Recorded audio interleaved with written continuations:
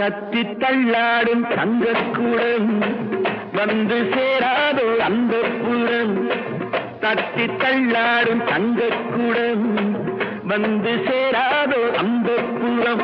உன்ன பூவா நினைப்பேன் நினைச்சு கையால் எடுப்பேன் எடுத்து நெஞ்சோட அணைப்பேன் அணைச்சு எல்லாம் முடிப்பேன் அணைச்சு எல்லாம் முடிப்பேன்.